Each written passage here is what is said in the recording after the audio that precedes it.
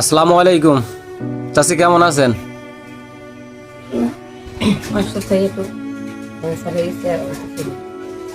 আপনার কি সমস্যা বলেন? ক্যান্সার। আচ্ছা আচ্ছা, তো কি চিকিৎসা হয়েছেন? হচ্ছেন তাই না? কয়টা কেমো দিয়েছেন? 5টা। আর কয়টা দেওয়ার কথা বলেছে ডাক্তারে?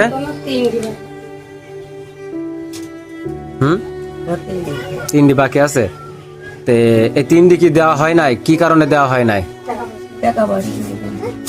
টাকা পয়সার সমস্যা, তাই না? তাই এই টাকাটা হলে পরে আপনি আছে কেমোটা দিতে পারবেন, তাই না? কত করে লাগে এক একটা কেমো? 10,000 করে। তারপরে 30,000 টাকা হলে পরে আপনার কেমোটা দেওয়া হয়ে যাবে, তাই না? ডাক্তারে বলেছে কি এই কেমোটা দিলে কি আপনি সুস্থ হয়ে যাবেন? সুস্থ হয়ে যাব, তারপর কাটার দরকারে কাটবেন। 10 টাকা 7টা দেওয়া হবে, তারপরে সিদ্ধান্ত হবে। আপনার ছেলে সন্তান কেউ নাই? ছেলে নাই, 2টো মেয়ে। 2টা মেয়ে। আর্থিক অবস্থা ভালো না? না, দেশি ভাইরা আছে এরকম অসহায় মানুষ যারা আছে তাদেরকে অনেক সাহায্য করে, বুঝছেন? আর গাইস, আপনাদেরকে বলবো ভিডিওটা বেশি বেশি শেয়ার করবেন এবং পাশে থাকবেন, যতটুকুন পারেন সাহায্য করবেন, নয়তো ভিডিওটা শেয়ার করবেন।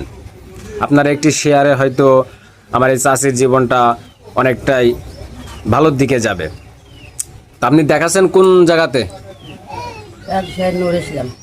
রাজশাহী নূর ইসলাম হাসপাতালে।